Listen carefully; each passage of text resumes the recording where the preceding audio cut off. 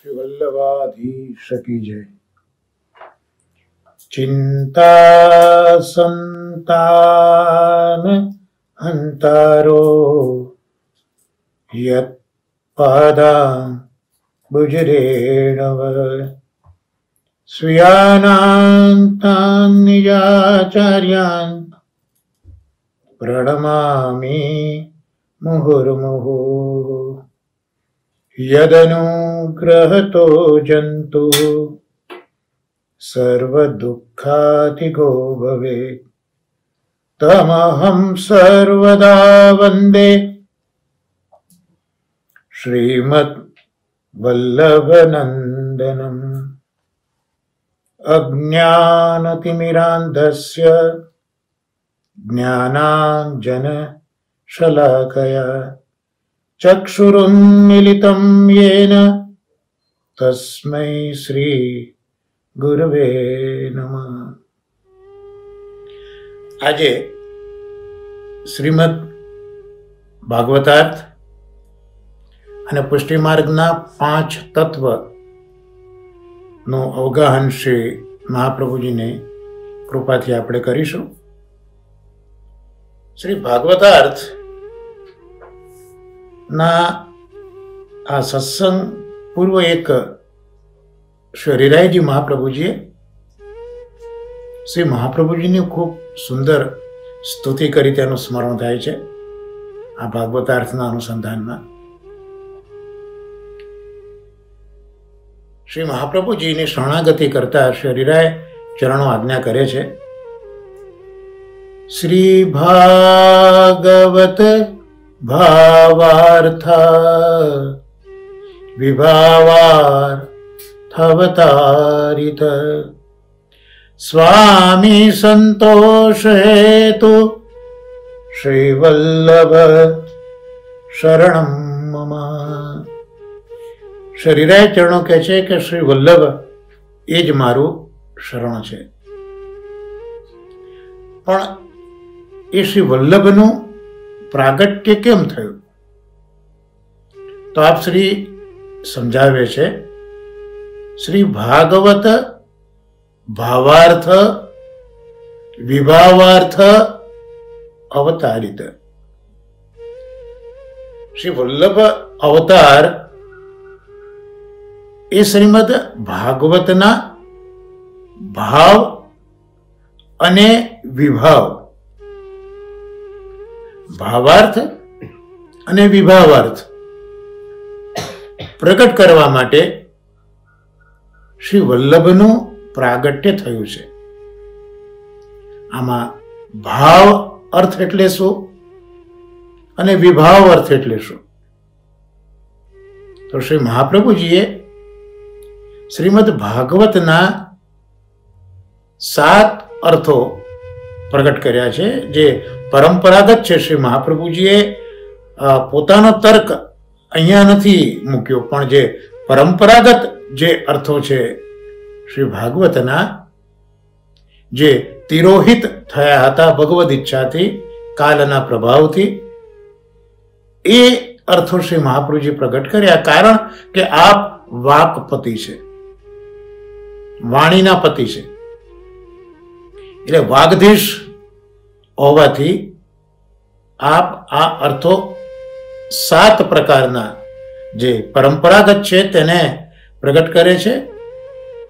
એમાં પહેલો તો ભાગવત શાસ્ત્ર સંપૂર્ણ એ શાસ્ત્રાર્થ પ્રગટ કર્યો.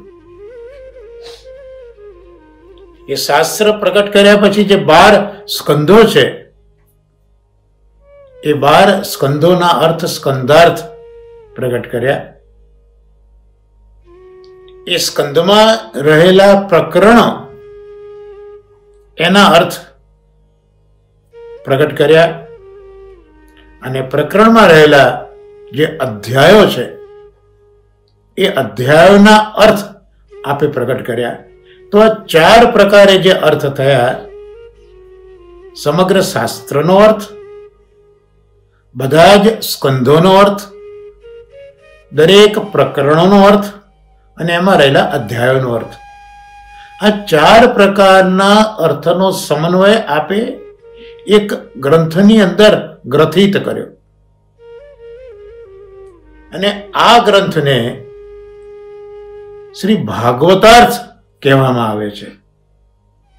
એટલે મૂળ તો શ્રી મહાપ્રભુજીએ એક આકર ગ્રંથ લખ્યો છે જે તત્વાર્થ દીપ નિબંધ તરીકે ઓળખાય છે, જેને ટૂંકમાં નિબંધ તરીકે ઓળખીએ. તો આ જે નિબંધ છે શ્રી મહાપ્રભુજીનો આકર અને અગત્યનો ગ્રંથ, એમાં પણ મહાપ્રભુજીએ 3 પ્રકરણો પ્રગટ કર્યા છે. એમાં પહેલું પ્રકરણ ગીતાર્થ છે, બીજું સર્વનિર્ણય છે અને ત્રીજું ભાગવતાર્થ છે.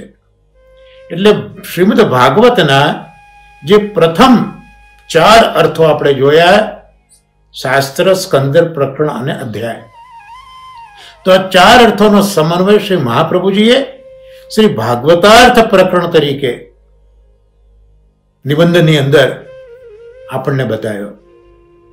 અને પછી અધ્યાય પછી શ્લોકાર્થ અથવા તો એને વાક્યાર્થ કે, એ શ્લોક વાક્યમાં રહેલા શબ્દોનો અર્થ, શબ્દાર્થ, અને શબ્દો જેનો બનેલો છે એ અક્ષરોનો અર્થ.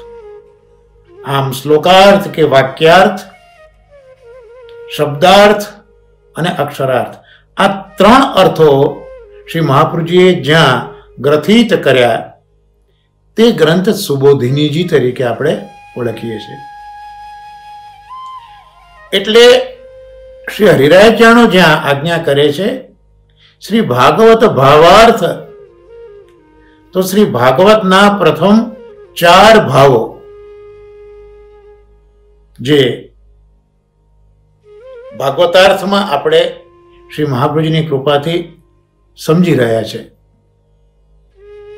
એ ભાગવતના ભાવ અર્થો અને વિભાવાર્થ, વિશિષ્ટ ભાવ, તો એ જે સુબોધિનીજીમાં 3 અર્થો પ્રગટ કર્યા તે વિભાવાર્થ. આમ શ્રી હરિરાયચરણો આપણને સમજાવે છે કે શ્રીમદ વલ્લભનું પ્રાગટ્ય શ્રી ભાગવતાર્થ પ્રકરણ માટે અને શ્રી સુબોધિનીજી પ્રગટ કરવા માટે થયું છે. પછી આગળ શું કહે છે, એનું મિશ તો બતાવ્યું, પ્રાગટ્ય અવતાર લેવાનું પ્રયોજન તો બતાવ્યું, પછી આગળ ખૂબ સુંદર આજ્ઞા કરી, સ્વામી સંતોષ હેતુ. પણ શ્રી મહાપ્રભુજીએ આવો શ્રમ શા માટે લીધો, એનો જવાબ આપશ્રી જ આપે છે હરિરાયચરણો. સ્વામી સંતોષ હેતુ, પોતાના સ્વામીના સંતોષ ખાતર. કારણ કે પ્રભુ જ્યારે સારસ્વત કલ્પમાં પ્રગટ થયા ત્યાં પોતાના સ્વરૂપથી જીવોનો ઉદ્ધાર કર્યો છે. અને અત્યારના આ યુગમાં પ્રભુ પોતાના નામ દ્વારા જીવોનો ઉદ્ધાર કરવા ઈચ્છી રહ્યા છે. એટલે ઠાકોરજી જ નિત્ય લીલામાં શ્રી વલ્લભને આજ્ઞા કરી અને ભૂતલ ઉપર પોતાના નામાત્મક સ્વરૂપનો પ્રભાવ પુનઃ બતાવવા માટે સ્થાપન કરવા શ્રી વલ્લભને ભૂતલ ઉપર પધારવાની આજ્ઞા કરી. તો અહીંયા હેતુ સ્વામી સંતોષ હેતુ.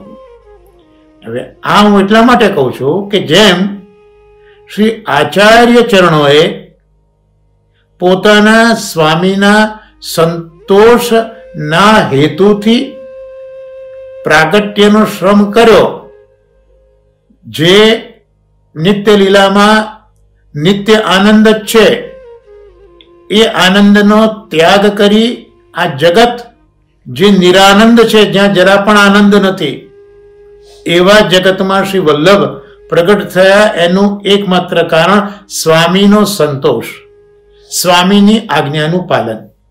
તો આપણે હવે જ્યારે શ્રી મહાપ્રભુજીના સેવક છીએ, શ્રી મહાપ્રભુજી આપણા સ્વામી છે, એટલે મહાપ્રભુજી પણ આજ્ઞા એ જ કરે છે કે સેવકનો તો આ ધર્મ જ છે કે સર્વમ સમર્પિતમ ભક્ત્યા કૃતાર્થોસી સુખી ભવ. જે કંઈ છે એ બધું સ્વામીને તું સમર્પિત કરી દે. જેમ શ્રી મહાપ્રભુજીએ પોતાના સ્વામીની આજ્ઞાનું પાલન કર્યું, એમ આપણા સ્વામી શ્રી વલ્લભ છે અને આપણે આપશ્રીના સેવક છીએ. તો શ્રી વલ્લભની આજ્ઞા શ્રી ભાગવતના અવગાહનની છે. ગ્રંથ, પંથ અને કંથ આ ત્રિવેણી સંગમ પુષ્ટિસ્થ જીવો માટે શ્રી મહાપ્રભુજીએ પ્રગટ કર્યો. એટલે આ ગ્રંથોનું અવગાહન, ગ્રંથનું વાંચન, અર્થાનુસંધાન પૂર્વક એનું અધ્યયન આ શ્રી મહાપ્રભુજી પોતાના સેવકોને સમજાવી રહ્યા છે. મને યાદ આવે છે કે એવું મેં સાંભળ્યું હતું કે વલ્લભકુળના બાળકો પણ એવી આજ્ઞા પણ કરતા પોતાના સેવકોને કે કંઈ નહીં તો આ ગ્રંથોના તમે દર્શન તો કરો, કારણ કે ગ્રંથો એ આ શ્રી વલ્લભનું આધિભૌતિક સ્વરૂપ છે. તો ગ્રંથોના તો દર્શન કરો. તો આ ભાગવતાર્થ જે આપણે મહાપ્રભુજીની જ કૃપાથી સમજવાનો પ્રયત્ન કરી રહ્યા છે, એનું કારણ સ્વામી સંતોષ હેતુ. એટલે જો આપણે આપણા સ્વામીને સંતોષ થાય એવું ઈચ્છતા હોઈએ, અને એ જ આપણું દાયિત્વ છે, એ જ આપણો ધર્મ છે, એ જ આપણી ફરજ છે, તો આપણે ભાગવતાર્થ, શ્રીમદ ભાગવત એનું અધ્યયન આપણે કરવું જ જોઈએ. અને એટલે જ પરમ ભાગવત શ્રી નવનીત પ્રિય શાસ્ત્રીજીના આશીર્વાદ અને પરમ ભગવદીય કીર્તનભાઈ શાસ્ત્રીના પ્રોત્સાહનથી આપણે આ પ્રસંગ ચાલુ કર્યો છે. તો હવે આપણે આપણા અગાઉના સત્સંગની વાત ઉપર આવીએ છીએ કે જ્યાં પ્રથમ સ્કંદના પ્રથમ અધ્યાયમાં શૌનકાદિ ઋષિઓએ 6 પ્રશ્ન પૂછ્યા છે. એમાં પહેલો પ્રશ્ન છે એકાંતત શ્રેય, એમને કહો. બીજા અધ્યાયમાં વક્તા જે સૂતજી છે, બીજા અધ્યાયમાં આ પ્રથમ પ્રશ્નનો ઉત્તર 5 શ્લોકોમાં આપી રહ્યા છે. કારણ કે જે શ્રેય છે એ ધર્મ યજ્ઞ કર્મથી થાય, અને શ્રી મહાપ્રભુજીના મતે 5 જે યજ્ઞ છે, કર્મ છે, એ અભિપ્રેત છે. એટલે 5 શ્લોકોમાં સૂતજી એનો જવાબ આપતા હતા, અને આપણે ક્રમશઃ 9મા શ્લોક સુધી આવ્યા હતા, અને છેલ્લા આપણા આ સત્સંગમાં 10મા શ્લોકનું અવગાહન આપણે કર્યું હતું. એનું થોડું અનુસંધાન પણ કર્યું હતું, તે આપણે જરા રિકેપ કરી લઈએ. તો કામસ્ય, જો આપના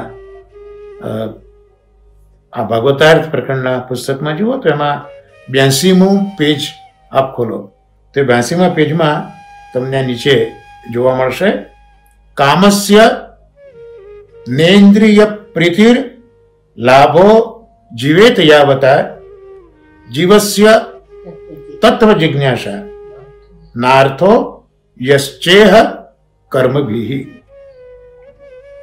એટલે જે ભોગ વિલાસ છે એનું ફળ ઇન્દ્રિયોને તૃપ્ત કરવી તે નથી, પણ ભોગ વિલાસ શેના માટે? તો જીવનનું નિર્વાહ કરવા માટે. અને જીવનનું જે ફળ છે એ પણ તત્વ જિજ્ઞાસા છે. જીવનનું ફળ એવું નથી કે ખૂબ બધા કર્મ કરીએ અને સ્વર્ગને પ્રાપ્ત કરીએ. તો આ 10મા શ્લોકનું જે અનુવાદ છે તે આપણે જોયો હતો, ને એના ઉપર પરમ ભાગવત દાદાજી શ્રી કૃષ્ણશંકર શાસ્ત્રીજી આપણને જે ઇન્દ્રિયોને રાજી કરવા, તાજી કરવા, હરાજી કરવા કોઈ ભોગ નથી એ બધું આપણને સમજાવ્યું હતું કે જીવન નિર્વાહ જેનું પ્રયોજન છે એવો કામોપભોગ, એટલે જે કામનો ભોગ એ આ જીવનનો નિર્વાહ કરવા માટે છે, ઇન્દ્રિયોને લેજત કરાવવા માટે નથી. અને જે આ જીવન છે મામૂલું જીવન છે. શાસ્ત્ર પ્રમાણે 84 લાખ યોનિમાં જીવ ફરતો ફરતો અંતિમમાં મનુષ્ય જીવન એને પ્રાપ્ત થાય છે. તો આ જીવન શેના માટે છે? એ કોઈ સ્થૂલ કર્મો કરવા માટે નથી, પરંતુ તત્વ જિજ્ઞાસા છે. એના તત્વ એટલે ઠાકોરજી, આ તત્વ એટલે આપણા શ્રીનાથજી. તો એના અનુસંધાનમાં આજે થોડીક વાત એ સત્સંગમાં રહી ગઈ હતી કે ત્યાં આપણે જોયું હતું કે ખરેખર તો કૃષ્ણનો સંદેશ છે કે સર્વને જીવાડવા, પોતે તો જીવે પણ સર્વને જીવાડવા, એટલે સર્વને જીવાડવા જે જીવે છે તે જ સર્વશ્રેષ્ઠ जीवन છે. किसी की मुस्कुराहटों पे हो निसार, किसी का दर्द मिल सके तो ले उठा, किसी के वास्ते हो तेरे दिल में प्यार, जीना उसी का नाम है. તો આ શ્રેષ્ઠ જીવન માટે વૃક્ષોનું ઉદાહરણ છે. સમગ્ર વિશ્વના વૃક્ષો ઉદાહરણ પૂરું પાડે છે કે અમે જીવી રહ્યા છે લોકોને જીવાડવા. અને એનો ઉલ્લેખ મારે ગયા સત્સંગમાં સમય મર્યાદામાં રહી ગયો હતો. એટલે એ પ્રસંગ જે ઠાકોરજી સ્વમુખે આ આજ્ઞા કરે છે કે જીવન શેના માટે છે. તો ચિરહરણ લીલાનો પ્રસંગ 33મા અધ્યાયમાં આવે છે. કાત્યાયની વ્રત આ ગોપીજનો કરે છે, ઠાકોરજી ત્યાં પધારે છે અને રાસ માટે એમના સંસ્કાર કરે છે. આ પ્રસંગ જોયો હતો. હવે એ જે ચિરહરણ લીલા થઈ ગઈ એ પછીનો પ્રસંગ છે કે એક દિવસ ઠાકોરજી, ભગવાન કૃષ્ણ, બલરામજી અને ગ્વાલ બાલ સાથે ગાયો ચરાવતા ચરાવતા વૃંદાવનની અંદર ખૂબ દૂર નીકળી ગયા. ગ્રીષ્મ ઋતુ હતી અને સૂર્યના કિરણો પણ ખૂબ પ્રખર થઈને તપતા હતા. પણ એ જે વૃંદાવન છે એની અંદર ઘટાદાર વૃક્ષો હતા. અને ઘટાદાર વૃક્ષો શું કરતા હતા? એ શ્રી કૃષ્ણ ઉપર છત્રનું કામ કરતા હતા. જેમ વેણુગીતમાં પેલા મેઘ છે એ પણ શ્રમિત થયેલા કૃષ્ણ ઉપર છત્ર કરે છે અને વરસાદના ટીપા વરસાવે છે. એમ અહીંયા વૃક્ષો પણ આ ગરમીમાં, પ્રખર તાપમાં શ્રી કૃષ્ણના ઉપર છત્રનું કામ કરતા હતા. આ વખતે ભગવાનની સાથે, બલદેવજી સાથે સખાઓ છે. કયા કયા સખાઓ છે એનો ઉલ્લેખ પણ શ્રીમદ ભાગવત કરે છે કે એક તો સ્તોક કૃષ્ણ છે સખામાં, બીજા અંશુ છે, શ્રીદામા છે, સુબલ છે, અર્જુન છે, વિશાલ છે, ઋષભ છે, તેજસ્વી છે, દેવપ્રસ્થ છે અને વરુથપકે. આ સખાઓ ઠાકોરજીની સાથે છે. ત્યારે ઠાકોરજી આ સખાઓને આ વૃક્ષો જે આ પ્રખર ગરમીમાં છત્ર બનીને શીતળતા આપી રહ્યા છે, રક્ષણ કરી રહ્યા છે ગરમી સામે, એને એપ્રિશિએટ કરતા, વૃક્ષોને એપ્રિશિએટ કરતા ઠાકોરજી પોતાના આ સખાઓને કહે છે કે હે પ્રિય મિત્રો, આ વૃક્ષને તો જુઓ, એ કેટલા બધા ભાગ્યવાન છે. તેમનું સમગ્ર જીવન કેવલ અને કેવલ બીજાની ભલાઈ કરવા માટે જ છે. એ પોતે તો સ્વયં જુઓ, પેલા હવાના થાપટો સહન કરે છે, વરસાદ, ધૂપ અને કરા, આ બધું એ વૃક્ષો સહન કરે છે. પણ એ બધા જ પદાર્થોથી, બધા જ તત્વોથી, બધા જ તોફાનોથી એ આપણા બધાની તો રક્ષા જ કરે છે. એટલે ઠાકોરજી કહે છે કે હું કહું છું, ઠાકોરજી કહે છે કે તેમનું જીવન બધાથી શ્રેષ્ઠ છે. બધા જ જીવે છે, પણ આ વૃક્ષોનું જીવન એ બધાના જીવન કરતા શ્રેષ્ઠ છે.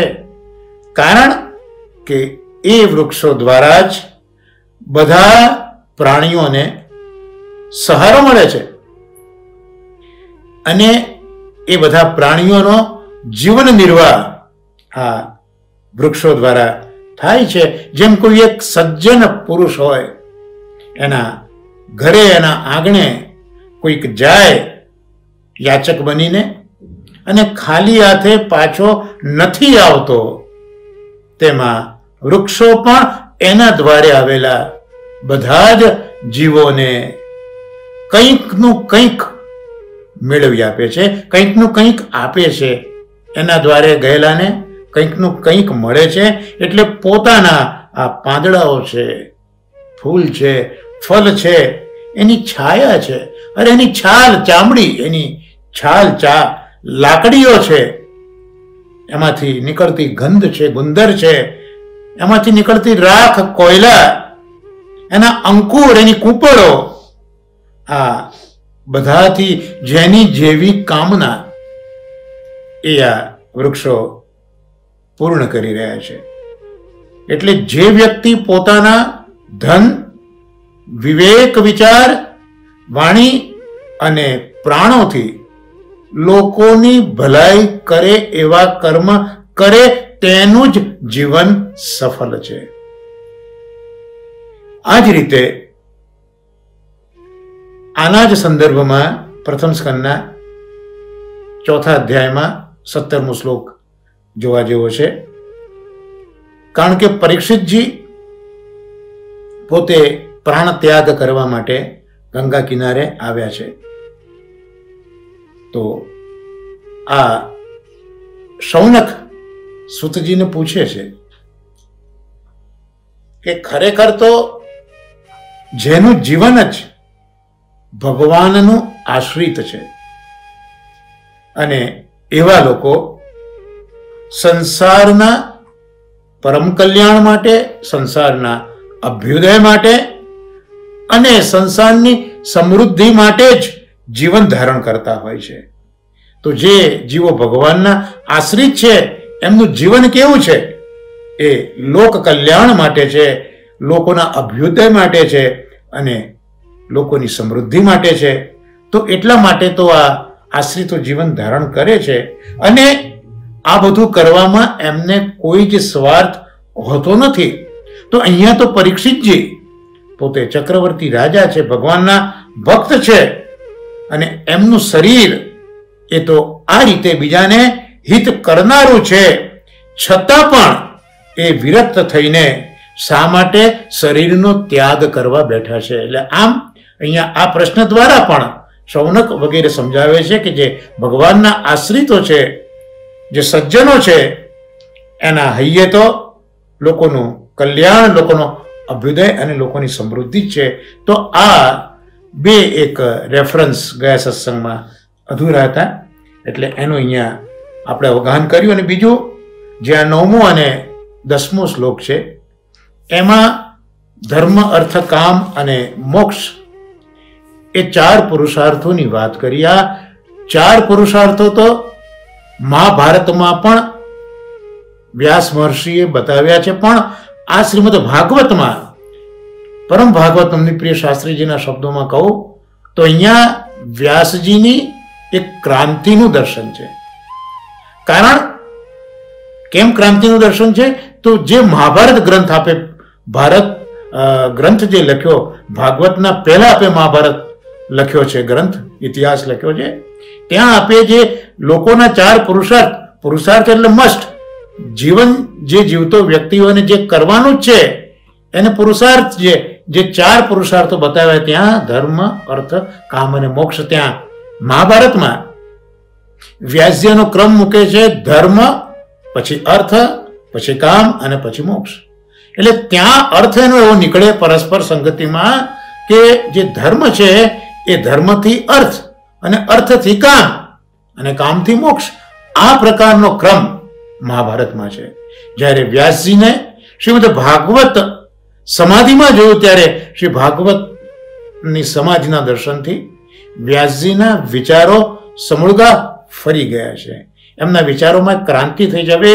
ધર્મ અર્થ કામ અને મોક્ષને એ મુકતા નથી ક્રમમાં, પણ વ્યાસજી હવે કામ પુરુષાર્થ જે છે એને પહેલા મૂકે છે, પછી અર્થ પુરુષાર્થને મૂકે છે, એ પછી ધર્મને મૂકે છે, અને પછી ચોથા પુરુષાર્થ એ મોક્ષને મૂકે છે. આ એટલા માટે કે જે ઇન્દ્રિયો છે, આપણા શરીરની ઇન્દ્રિયો છે, એ ઇન્દ્રિયોને પોતપોતાના વિષયમાં અનુકૂળતાથી સુખ આપવાની પ્રવૃત્તિ કરવી એ કામ છે. કારણ કે આપણે જે જીવન જીવી રહ્યા છે એ આ શરીર દ્વારા જીવી રહ્યા છે, તો શરીરનું પોષણ કરવું જરૂરી છે. જો શરીર નહીં પોષાય તો આપણું જીવન વ્યર્થ છે.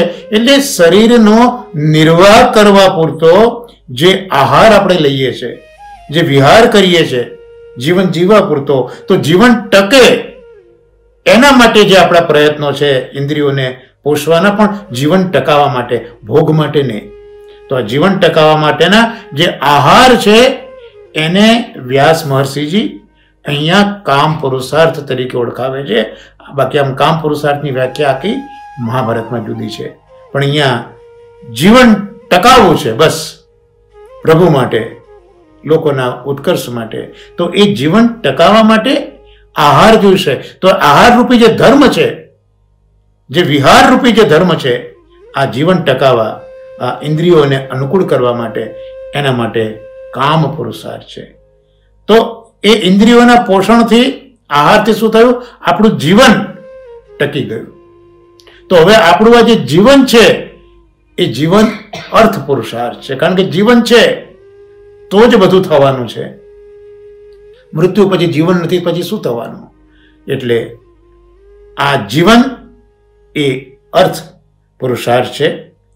અને આ જીવનમાં પછી જ્યારે તત્વને ઈચ્છા કરીએ અને એ ઈચ્છા કરીને એ તત્વને ઓળખીએ, તેનું નામ ધર્મ પુરુષાર્થ છે. અને એ ધર્મ પુરુષાર્થથી જ્ઞાન આવે, વૈરાગ્ય પણ આવે. આનાથી ચોથો પુરુષાર્થ મોક્ષ આ સિદ્ધ થાય છે. આમ આ પ્રથમ સ્કંદના બીજા અધ્યાયમાં 9મો અને 10મો શ્લોક એ ખૂબ અગત્યનો છે. વ્યાસજીની એક વિચાર ક્રાંતિ છે કે જે મહાભારતમાં ધર્મ, અર્થ, કામ અને મોક્ષ એમ બતાવે છે વ્યાસજી, એ જ અહીંયા આવે. કામ, અર્થ, ધર્મ અને મોક્ષ આ ક્રમ બતાવે છે. કઈ રીતે? એ આપણે આ 9મા અને 10મા શ્લોકમાં, જ્યાં પ્રથમ પ્રશ્ન છે એનો જવાબ જે સૂતજી આપી રહ્યા છે તેમાં આપણે આ જોવાનો પ્રયત્ન કર્યો. અને જીવન શેના માટે છે? તો જીવન તત્વ જિજ્ઞાસા માટે છે. તત્વ એટલે ઠાકોરજી. પછી એ તત્વને વેદ સચ્ચિદાનંદ કહેતું હોય, બ્રહ્મ કહેતું હોય, કે શ્રીમદ ભગવદ્ ગીતા એ પરમાત્મા કહેતું હોય, કે પછી એ તત્વને ભાગવત ભગવાન તરીકે ઓળખાવતું હોય, પણ આ તત્વ એક જ છે. અને એ તત્વ એ આપણા શ્રી કૃષ્ણ, આપણા શ્રીનાથજી, આપણા શ્રી ગોવર્ધનનાથજી. તો જીવન જે જીવવાનું છે એ આ તત્વને જાણવા માટે, અને એ જ જીવનનું ફળ છે. સમગ્ર જીવન વ્યતીત થાય ને જો આ તત્વને આપણે શ્રી મહાપ્રભુજીએ સમજાયું તેમ જો ન સમજીએ તો આ જીવન એ વ્યર્થ છે. તો આ રીતે આજે શ્રી ભાગવતાર્થ પ્રકરણમાં જે 9મો અને 10મો જે શ્લોક છે પ્રથમ સ્કંદના બીજા અધ્યાયનો, તે સાથે આપણા સત્સંગમાં જે પ્રથમ સ્કંદના પ્રથમ અધ્યાયમાં પ્રથમ પ્રશ્ન પૂછાયો છે એકાંતતર શ્રેય, અને જેનો જવાબ આ 47-48 કારિકામાં જે અપાયો છે એનું અવગાહન આજે અહીંયા શ્રી મહાપ્રભુજીની કૃપાથી સંપન્ન થયો. એટલે પ્રથમ પ્રશ્નનો જવાબ જે છે તે આજે આપણે હવે જોયો. એટલે હવે પછી જે શુક્રવારનો સત્સંગ આવશે એમાં જે બીજો પ્રશ્ન પૂછાયો છે એ બીજો પ્રશ્ન કયો છે અને એના જવાબ જે આપેલા છે બીજા અધ્યાયમાં તેનું અવગાહન આવી રીતે ધીરે ધીરે કરીશું. પણ કોના માટે? મેં આગળ કહ્યું એમ સ્વામી સંતોષ હેતુ. એટલે ભલે ગમે તેટલી તકલીફ થોડી સમજવામાં પડે પણ મહાપ્રભુજી કૃપા જરૂર કરશે. તો આ રીતે આપણે આગળ વધીશું. તો આજના આ ભાગવતાર્થ પ્રકરણને, અધ્યયનને, સત્સંગને અહીંયા વિરામ આપીએ અને આપણો જે બીજો અડધો કલાક છે તેમાં પુષ્ટિ માર્ગના 5 તત્વ, પુષ્ટિ માર્ગના 5 તત્વ નિત ગઈએજી, એના જન્મ જન્મના પાપ સર્વે જાયજી. પ્રથમ તત્વ શ્રીનાથજી, એનું અવગાહન આપણે છેલ્લા સત્સંગોમાં કરી રહ્યા છે. એમાં શ્રીનાથજી જે ગિરિકંદરામાંથી પ્રગટ થયા, તો કેમ પ્રગટ થયા, પહેલાં ક્યાં બિરાજતા હતા, આ બધું આપણે જોતા જોતા જે પ્રભુનું પ્રાગટ્ય દ્વાપર યુગમાં ભૂતલ ઉપર થયું છે તે બધો ક્રમ આપણે વિચારતા હતા. તો હવે દ્વાપર યુગમાં જે પ્રભુનું પ્રાગટ્ય થયું છે એના મુખ્ય કારણ તો આપણે આગલા સત્સંગમાં જોયા જ છે. બૃહદ વામન પુરાણમાં એનો ઉલ્લેખ છે કે એક તો જે શ્રુતિઓ છે એને પ્રભુના સ્વરૂપના આનંદની ઈચ્છા છે, એ શ્રુતિઓ છે. અને દંડકારણ્યના 16,000 ઋષિઓ છે તે સ્મૃતિઓ છે, કારણ કે આ સ્મૃતિ ગ્રંથો ઋષિઓએ લખ્યા છે.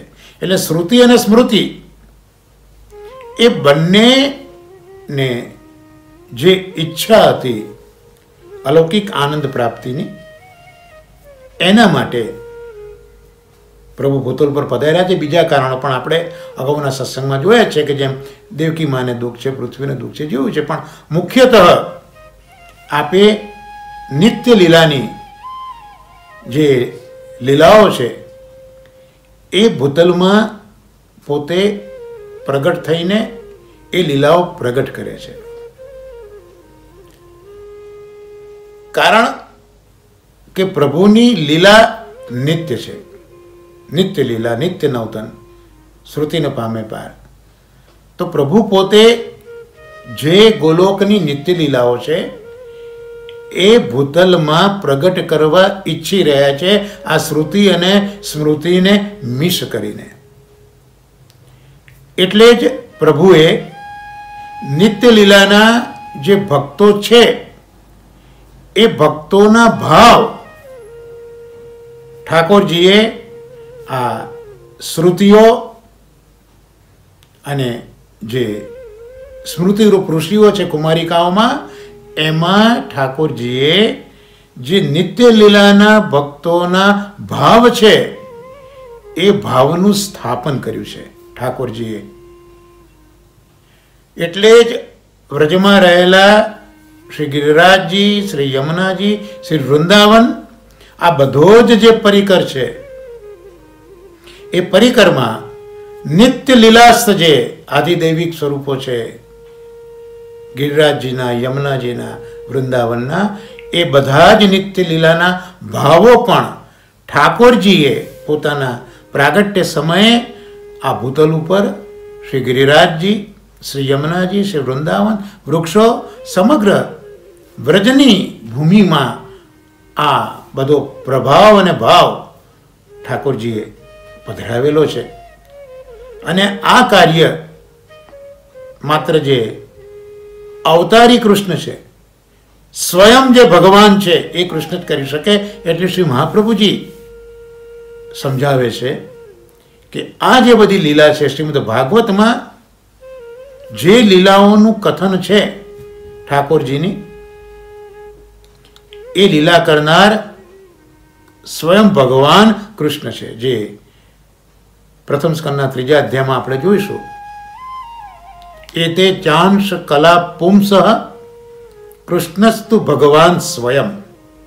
જે 24 અવતારોનું વર્ણન છે ને, ત્યાં કૃષ્ણાવતાર વખતે આ સુતજી કહે છે કે અત્યાર સુધીના જે બધા અવતારો હતા એ તો પ્રભુના અંશ કે કલા કે આવેશ કે મર્યાદા કે અંશાંશ એ પ્રકારના હતા. જ્યારે સ્વયં ભગવાન જો કોઈ હોય તો કૃષ્ણસ્તુ ભગવાન સ્વયં. આટલું બધું અવતારોનું વર્ણન કર્યા પછી આજ્ઞા કરે છે કૃષ્ણસ્તુ. અહીંયા તું શબ્દ ખૂબ સુંદર મૂક્યો છે, મહાપ્રભુજી સમજાવે છે. પુસ્તક શાસ્ત્રીજી પણ કહ્યું છે કે તું એટલે જે અગાઉના જે બધા અવતારો છે એ કૃષ્ણ નહીં, પણ અહીંયા જે પ્રાગટ્ય છે એ કૃષ્ણ સ્વયં અવતારી છે. અર્થાત આ બાકીના બધા અવતારો જેમાંથી થયા એને અવતારી કહેવાય. અને એ જ અવતારી એને જ પૂર્ણ બ્રહ્મ કહેવાય. એ જ અવતારીને પરબ્રહ્મ કહેવાય. એ જ અવતારીને સચ્ચિદાનંદ કહેવાય. અને એ જ અવતારી આપણા કૃષ્ણ શ્રીનાથજી, શ્રી ગોવર્ધનનાથજી છે. તો બસ નિત્ય લીલામાં પ્રભુએ નિત્ય લીલાની અંદર રહેલી લીલાઓને ભૂતલ ઉપર પ્રગટ કરવી છે. એટલે આ રીતે મિસ કરીને એ ભૂતલ ઉપર પ્રગટ થયા છે. તો હવે એ વ્રજમાં જે પ્રભુ પ્રગટ થયા, આપણે જોયું કે વ્રજમાં પ્રગટ થયા, તો વ્રજની અંદર પણ શ્રી મહાપ્રભુજી સમજાવે છે કે ભૂતલ ઉપર આ ભગવાન સ્વયં કૃષ્ણે 3 પ્રકારની પ્રભુની અવતાર લીલા 3 પ્રકારમાં વહેંચી શકાય. એક તો વ્રજલીલા, બીજી મથુરા લીલા અને ત્રીજી દ્વારકા લીલા. આમાં મહાપ્રભુજી ખૂબ સુંદર ભેદ સમજાવે છે કે વ્રજની લીલા છે એ ઠાકોરજીએ નિસ્સાધન જીવો માટે કરી છે.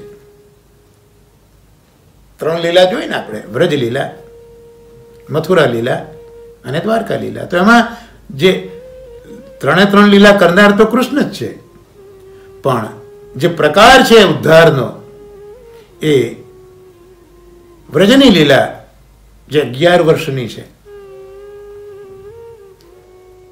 તો એ 11 વર્ષની લીલા પણ શ્રી મહાપ્રભુજીએ ભાગવતાર સુબોધિનીજીમાં ખૂબ સુંદર સમજાવ્યું છે કે ઠાકોરજી વ્રજમાં 11 વર્ષ જ કેમ બિરાજ્યા.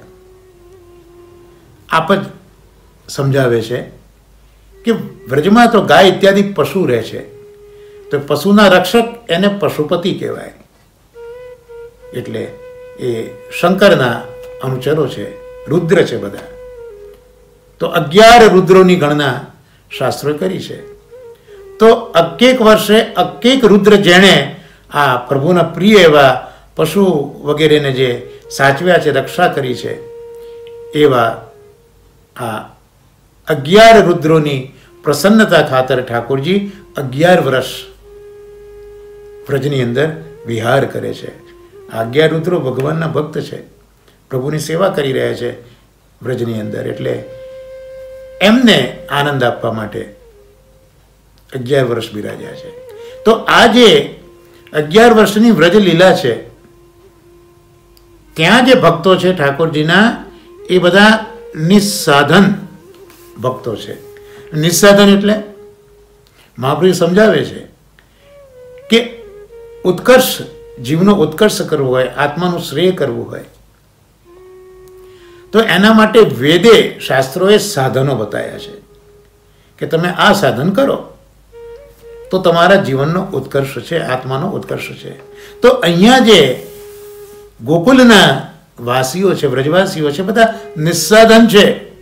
એટલે મહાપ્રભુજી સુબોધિનીજીમાં ખૂબ સુંદર સમજાયું છે કે મહેનતકશ આ વ્રજવાસીઓ છે, જે વહેલી સવારના સૂર્યોદય પહેલા જાગી જતા અને પોતાના ખેતરોમાં ગાયોને ચરાવવા નીકળી જતા, તનતોડ મહેનત કરતા અને સાંજે થાક્યા પાક્યા આવ્યા અને વાળું કરીને સૂઈ જતા. તો આ સમગ્ર એમના જીવનની દૈનિક ઘટમાળ દરમિયાન એમના આત્માનો ઉત્કર્ષ, એમના શ્રેયનું એમને કોઈ સાધન નથી, એમને ભાન નથી, એનું જ્ઞાન નથી. આવા જીવો નિસ્સાધન જીવો કહેવાય. તો એવા નિસ્સાધન જીવોને આ વ્રજપતિ એ પોતાના ગણે છે કે આ નિસ્સાધન જીવો છે, એનો હું ઉદ્ધાર કરીશ. એટલે જ ઠાકોરજી વ્રજમાં પ્રગટ થયા છે, નિસ્સાધન જનોના ઉદ્ધાર માટે મહાપ્રભુજી સમજાવે છે. એટલે જ મહાપ્રભુજી સુબોધિનીજીમાં અંદરનો ભાવ પ્રગટ કરે છે કે દાસી નામ સર્વ રક્ષાર્થમ પ્રાદુર્ભૂતમ મમ સ્વામી. શ્રી મહાપ્રભુજી કૃષ્ણની સીધી ઓળખ આપે છે કે આ કૃષ્ણ કોણ છે. શ્રી મહાપ્રભુજી કહે છે મમ સ્વામી, મારા સ્વામી.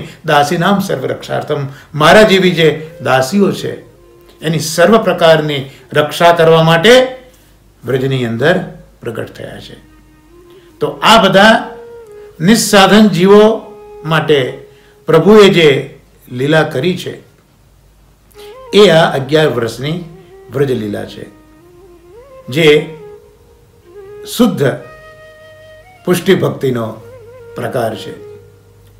જ્યારે મથુરા લીલા અને દ્વારકા લીલા, ત્યાં બધા જે જીવો છે એ જીવો સુસાધન છે, વ્રજવાસીઓ નિસ્સાધન છે. નિસ્સાધન જરાત્મા પ્રાદુર્ભૂતો મમ સ્વામી, તો નિસ્સાધન છે. જ્યારે મથુરા અને દ્વારકાના જીવો સુસાધન જીવો છે. એટલે ત્યાં પ્રભુએ પોતાના સ્વરૂપથી ઉદ્ધાર નથી કર્યો, પણ જે ભક્તો છે, જે જીવો છે, એમના જેવા કર્મ, એ કર્મ અનુસાર ફલ ઠાકોરજી આપ્યું છે. એટલે ત્યાં શુદ્ધ પુષ્ટિ નથી, પણ મર્યાદા પુષ્ટિ છે. પ્રભુએ ઉદ્ધાર તો કર્યો છે, પણ સુસાધન જીવોનો કર્યો છે. એટલે ત્યાં મથુરા લીલા અને દ્વારકા લીલા એ આ મર્યાદા પુષ્ટિ લીલા છે. તો પ્રભુ ભૂતલ ઉપર પ્રગટ તો થયા, અવતાર તો લીધો, અને એ જે નિત્ય લીલાનો સંબંધ છે એ વ્રજની અંદર પ્રભુએ સ્થાપિત કર્યો. જેમ દાળ લીલામાં કહ્યું છે ને, ब्रज वृंदावन गिरी नदी पशु पंछी ये सब प्यारी यामे कहा दुराइए ये सब मेरो अंग. तो आ गिरिराज जी, आ यमुना जी, आ वृक्ष, आ पक्षीओ, ये बधा तो व्रजनी अंदर प्रभुए नित्य लीलाना એ જીવોના જે ભાવ છે ને ભક્તોના, એ અહીંયા સ્થાપિત કર્યા છે. એ સબ મેરો એમ પ્યારી યામે કહા દુરાઈ, આનાથી શું છુપાવવાનું, આ તો બધા મારા અંગભૂત છે. તો અહીંયા નિસ્સાધન જીવો માટે પ્રભુએ વ્રજલીલા કરી છે, જે પુષ્ટિ માર્ગીય જીવો માટે જાણવી ખૂબ અગત્યની છે. કારણ કે પ્રગટ તો પ્રભુ થયા, હજી ગિરિકંદરામાંથી પ્રગટ નથી થયા. હા, આપણે તો હજી જે શાશ્વત કલ્પમાં જે કૃષ્ણસ્તુ ભગવાન સ્વયં પધાર્યા છે ને નિત્યલીલામાંથી, એના ચરિત્રનો શ્રી ભાગવતના માધ્યમથી, શ્રી મહાપ્રભુજીની કૃપાથી અને પરમ ભાગવત નમની પ્રિય શાસ્ત્રીજીની આડીથી આપણે એ લીલાઓનું કંઈક અવગાહન કરવાનો પ્રયત્ન કરીએ. મથુરા દ્વારકા લીલાનું બહુ અનુસંધાન નથી, પણ જે શુદ્ધ પુષ્ટિ ભક્તિ માર્ગીય લીલાઓ છે, તો એ સમજવા માટે શ્રી મહાપ્રભુજીએ સુબોધિનીજીમાં આપણને કારિકા આપી.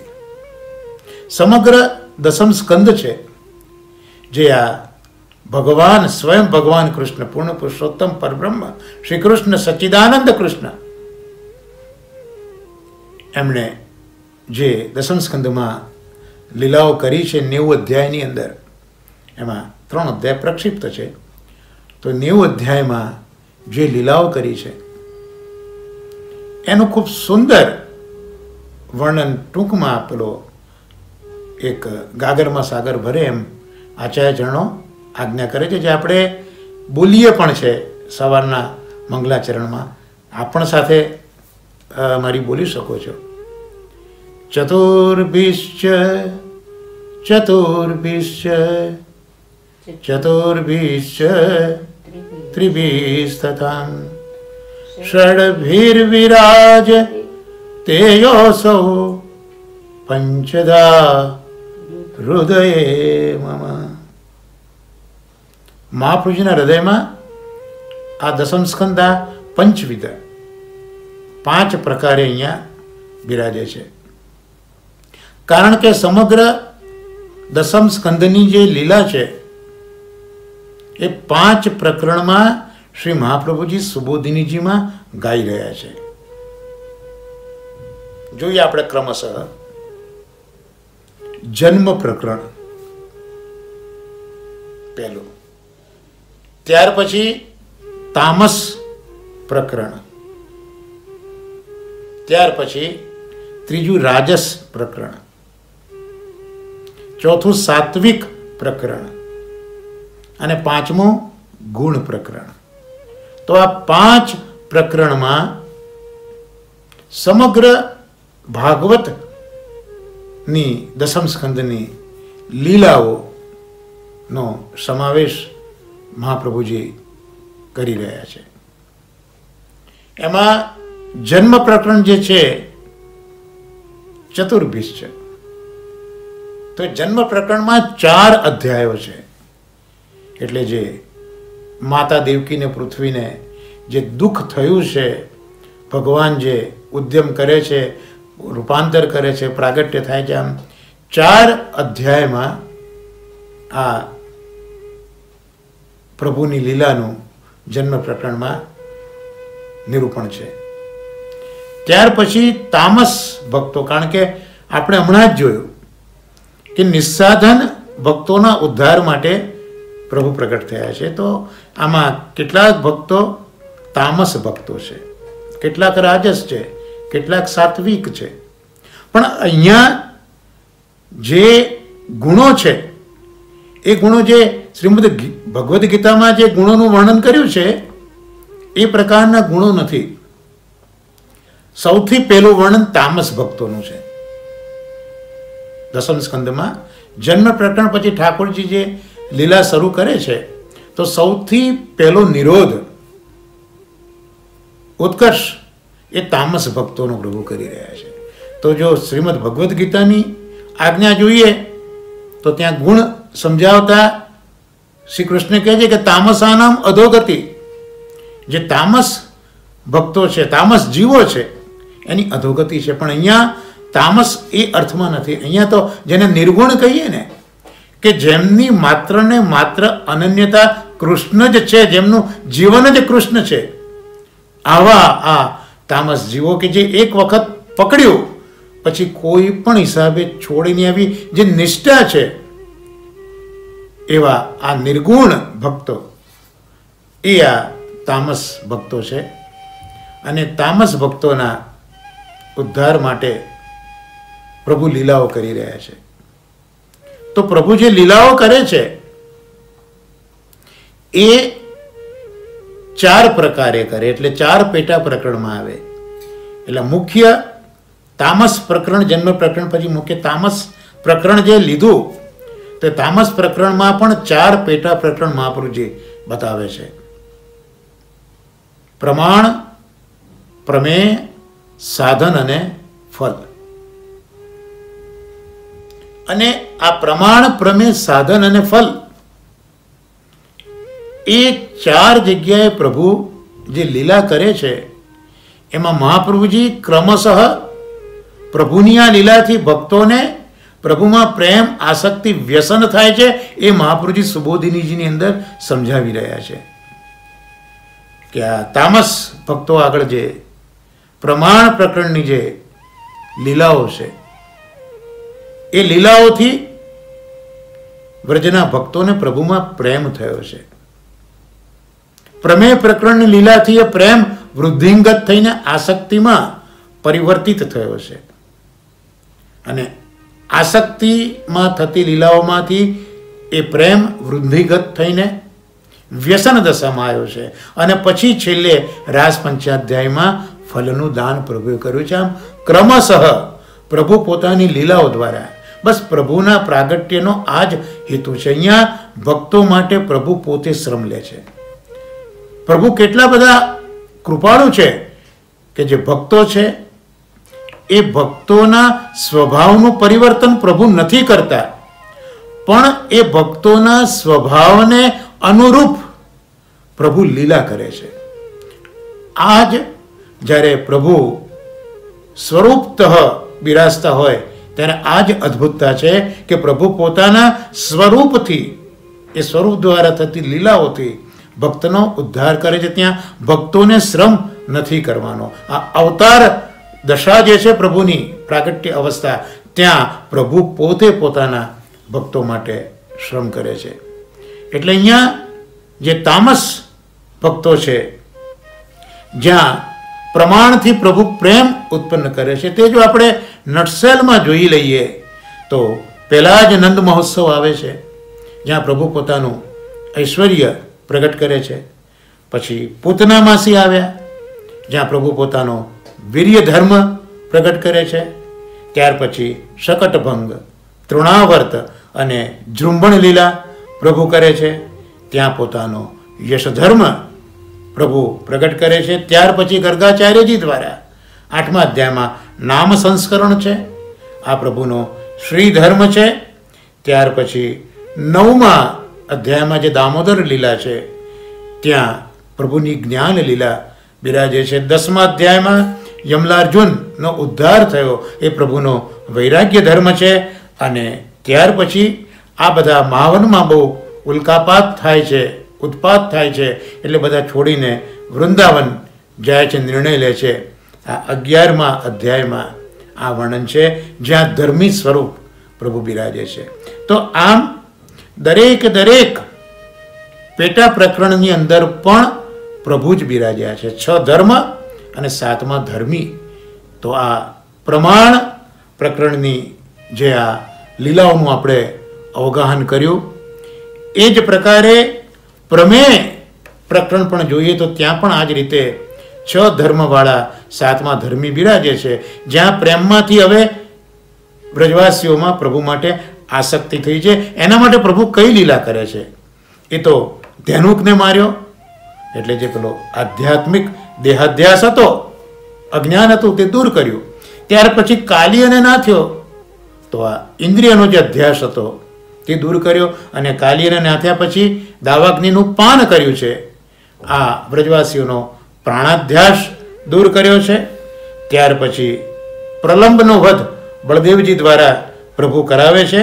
આ અંતઃકરણનો અધ્યાસ પ્રભુ દૂર કરે છે. અને બીજી વાર પાછું મુંજાટવીમાં દાવાગ્નિનું પાન દિવસે આપ કરે છે. પ્રથમ પાન રાત્રિના સમયે કર્યું છે અને બીજું પાન દિવસે કરે છે. તો આ રીતે જે સ્વરૂપ વિસ્મૃતિરૂપ જે અજ્ઞાન હતું તે પ્રમેય પ્રકરણમાં પ્રભુ દૂર કરે છે. એટલે અહીંયા ક્રમશઃ પ્રભુએ અકેક પોતાના ધર્મો પ્રગટ કર્યા છે. ઐશ્વર્ય, વીર્ય, યશસ્વી, જ્ઞાન જે આગળ જોયા એ જ રીતે.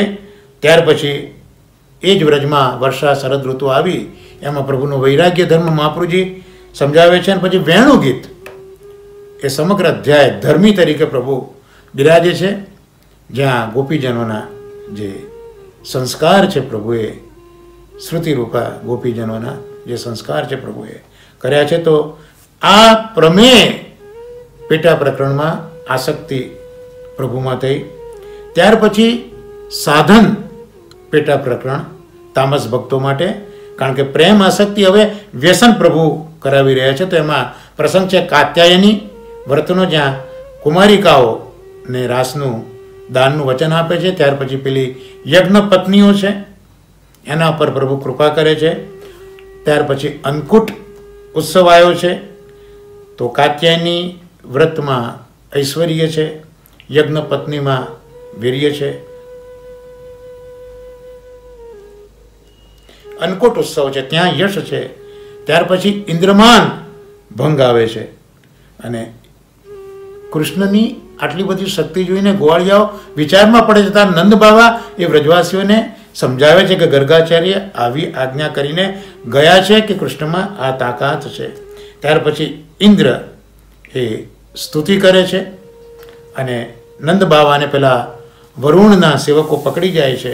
ત્યારે ભગવાન વૈકુંઠમાં જઈને છોડાવીને વૈકુંઠને ભૂતલ પર લાવીને વ્રજવાસીઓને વૈકુંઠના દર્શન કરાવીને પોતાનું ધર્મી સ્વરૂપ આ સાધન ફલની અંદર બતાવે છે. આ રીતે વ્રજવાસીઓને પ્રભુમાં વ્યસન થાય છે. અને છેલ્લે ફલ પ્રકરણ તામસ ભક્તોનું, તો એ ફલ પ્રકરણમાં આપણે રાસ પંચાધ્યાયી છે, જ્યાં પ્રભુ વેણુનાદ કરીને ગોપીજનોને બોલાવે છે. ગોપીજનો આવે એટલે પાછા જવા માટેનો ઉપદેશ આપે છે. ગોપીજનો સામે જવાબ આપીને પોતાની ધર્મીમાં નિષ્ઠા છે, ધર્મમાં નથી એ બતાવતું પ્રણય ગીત ગાય છે.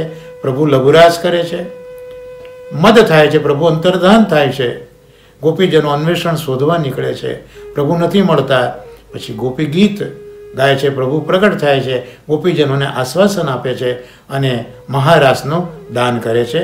આ જે 5 અધ્યાયો છે ત્યાં પ્રભુ પોતાના રૂપથી વ્રજભક્તો સાથે રમણ કરે છે. પ્રભુના 2 સ્વરૂપ, રૂપ અને નામ. તો આ ફલ પ્રકરણમાં વ્રજભક્તોને પ્રેમ, આસક્તિ, વ્યસન પછીનું આ ફલ વ્રજવાસીઓને મળી ગયું. અને એ 5 અધ્યાયમાં રૂપથી લીલા કર્યા પછી ભગવાન હવે નામથી ઉદ્ધાર કરે છે.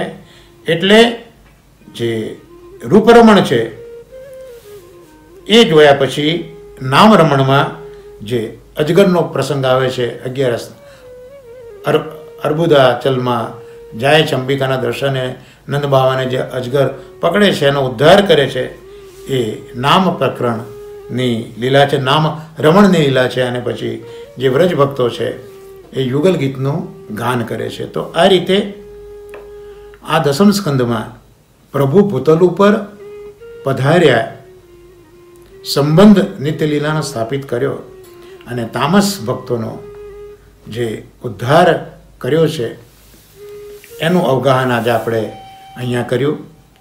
એટલે નિત્ય લીલાસ્થ પ્રભુ સારસ્વત કલ્પમાં પોતાની લીલાઓને પ્રગટ કરવા ભૂતલ ઉપર પ્રગટ થયા છે. નિત્ય લીલાના ભક્તોના ભાવ બધે સ્થાપિત કરીને પોતે આપેલા વચનોની આ રીતે પૂર્તતા કરી છે. તો આ રીતે આજે પ્રભુ ભૂતલ ઉપર પ્રગટ થઈને વ્રજલીલામાં શું કર્યું તે જોઈશું.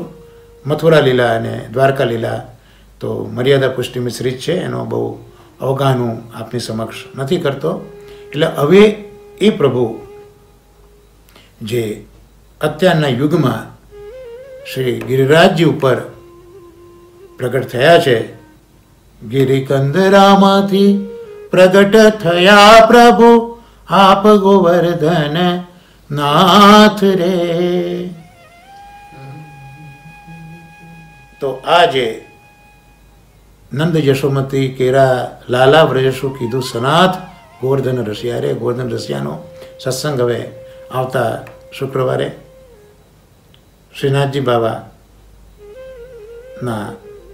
કૃપાથી, શ્રી મહાપ્રભુજીના અનુગ્રહથી આપણે આગળ જોઈશું. તો આજનો આ સત્સંગ એ કૃષ્ણસ્તુ ભગવાન સ્વયં, એ સ્વયં ભગવાન કૃષ્ણના ચરણ કમલમાં નિવેદિત કરીએ અને આશ્રયનું પદ આપણે સાથે બોલી લઈશું.